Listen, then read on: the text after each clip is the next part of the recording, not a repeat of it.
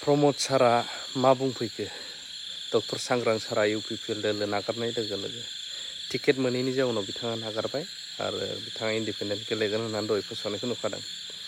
दा प्रमोद सारा मा बुंफैखो बेखायनो आं सानो दाना नट अनलि पलिटिक्स जेरावबो जिब जुनारखौ सैमा अमा दाउ मोसौ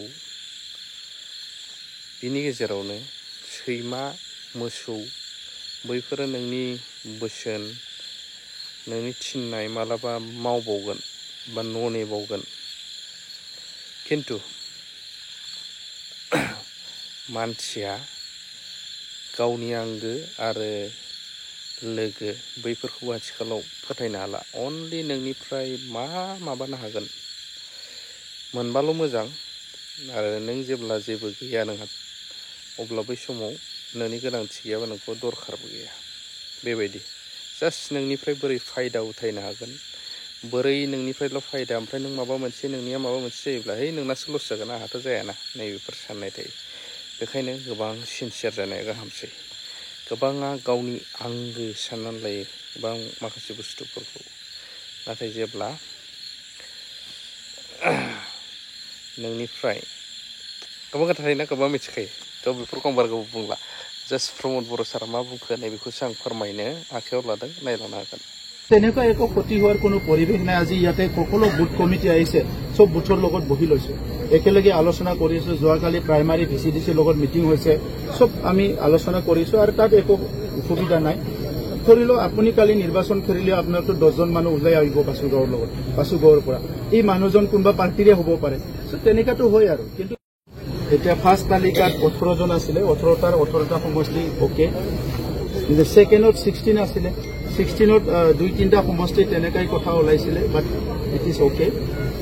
অলপ চলপ থাকিব, এইটো মানে পাৰ্টিৰ ইনচাইড নহয়, পাৰ্টিৰ চাইডে চাইডে এজন দুজন মানুহ তেনেকা ওলাই আৰু সব দলতে ওলাই। চ' এইটো পাৰ্টিৰ কাৰণে সাংঘাতিক ক্ষতি কৰিব পৰা পৰিৱেশ নাই। বড়োলেণ্ড অঞ্চলৰ ৰাইজে ইতিমধ্যে সিদ্ধান্ত লৈছে এই আহি থকা নিৰ্বাচনত UPPLকে ভোট দিব আৰু UPPLক পুনৰ পাৱাৰত আনিবলৈ বা শাসনত আনিবলৈ চবেই বিচাৰিছে। যোৱা 5টা বছৰ যি শান্তি সম্প্ৰীতি সমন্বয় নিৰাপত্তাৰ বছৰ 30-40টা বছৰৰ পিছত এনেকুৱা এটা 5টা বছৰ পাইছে UPPLৰ নেতৃত্বত যিটো কোনোৱে হেৰাব বিচৰা নাই। তো এইকাৰণে আমি ৰাইজৰ লগত আছে, ৰাইজ আমাৰ লগত আছে, আমি ৰাইজক মৰম দিছো, শ্ৰদ্ধা দিছো, ৰাইজ আমাক মৰম দিছে। 26টা জনগোষ্ঠীৰ লগত আমি আছো, 35 লাখ জনসাধাৰণৰ লগত আমি আছো। গতিকে আজিৰ সময়ত তেনেকা সৰু সুৰা ঘটনাবিলাক UPPL দলত একো ক্ষতি নহয়। আমি আগুৱাই যাম আৰু এবছলুট মেজৰিটি লৈ পেলাই আমি চৰকাৰ বনাম। সংগ্ৰাম বাবুৱে কৈছে যে 14 নম্বৰ তেওঁ নিজে নিৰ্দলীয়ভাৱে খেলিব, ইয়াৰ ফলত আপোনালোকৰ দলৰ কিবা ক্ষতি হ'ব নেকি?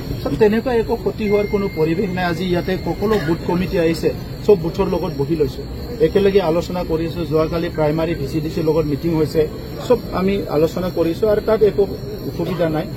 ধৰি লওক আপুনি কালি নিৰ্বাচন খেলিলে আপোনাৰতো 10জন মানুহ ওলাই আহিব বাসুগাঁৱৰ লগত, বাসুগাঁৱৰ পৰা এই মানুহজন কোনোবা পাৰ্টিৰে হ'ব পাৰে। তেনেকাটো হয় আৰু কিন্তু সেইটো ইমান ডাঙৰ একো ক্ষতি নহয়। হাগ্ৰামা মহিলাৰী এটা কথা কৈছে যে 3য় স্থান দিছে আপোনালোকক। 3য় স্থান হয়, মানে 1 নম্বৰ ইলেকশ্যনত। হয়, আচ্ছা আচ্ছা, ধন্যবাদ। হাগ্ৰামা মহিলাৰী 3য় স্থান দিছে। আমি 90 ডিগ্ৰী টাৰ্ণ কৰিলে তেখেতে পিছত যাব, আমি আগত আহিব। আপোনালোকৰ প্ৰতিষ্ঠাপক সম্পাদক যিজন আছিলে মন্ত্ৰী ব্ৰহ্মপুত্ৰ, তেওঁ ইতিমধ্যে কৈছে যে অহাকালি ইণ্ডিপেণ্ডেণ্ট তেওঁ থাকিবও পাৰে, কিন্তু দলীয় সিদ্ধান্তটো সিদ্ধান্ত হয়। দলীয় সিদ্ধান্তৰ লগত আমি আগুৱাই যাব লাগিব আৰু দলে কি চাব, এই অঞ্চলৰ ৰাইজৰ কি ভাল হ'ব, এই অঞ্চলৰ জনগণৰ কি ভাল হ'ব, দলৰ কি ভাল হ'ব, এই কথা লৈ পেলাই সিদ্ধান্ত কৰিব। আৰু ব্যক্তিগত কাৰোবাৰ এজনক লৈতো দলে সিদ্ধান্ত কৰিব নোৱাৰে। গতিকে দলৰ এটা নিয়ম নীতি থাকে, আইডিঅলজি থাকে, এম এণ্ড অবজেক্টিভ হয়, সেইটো লৈহে আগবাঢ়ি যাব। কালি কংগ্ৰেছে 33টা প্ৰাৰ্থিত্ব দিছে, কিবা ইম্পেক্ট কৰিব পাৰে নেকি কংগ্ৰেছে? যোনে যোনে প্ৰাৰ্থিত্ব দিছে চবকো মই অভিনন্দন জনাইছো, ভালকে খেলক। খালি কোনো ধৰণৰ অপ্ৰীতিকৰ ঘটনা নহ'লে হ'ল। গণতন্ত্ৰটো লাহেকৈ ইয়াতে থান ধৰি উঠিছে। এইটো অধিক শক্তিশালী কৰাৰ কাৰণে চবেই আগবাঢ়ি আহক। মই কাকো ইয়াতে বেলেগ কথা কোনো ভাবাও নাই, ক'বও নিবিচাৰো। আসন আপোনালোকে মোক যোৱা 4 বছৰত সুধি আছে, মই কোনোদিন ইলেকশ্যনৰ আগত আসন পোৱা নাই। কিন্তু এটা কথা একদম কনফিডেণ্টলি কম, এবছলুট মেজৰিটি লৈ আমি এইবাৰ চৰকাৰ বনাবলৈ গৈ আছো। আপোনালোকে এইটো মনত ৰাখক। 6টা বাকী থকা চিটটো কেতিয়া দিব ছাৰ? ওলাই গ'লে চাগে এতিয়ালৈকে। Thank U.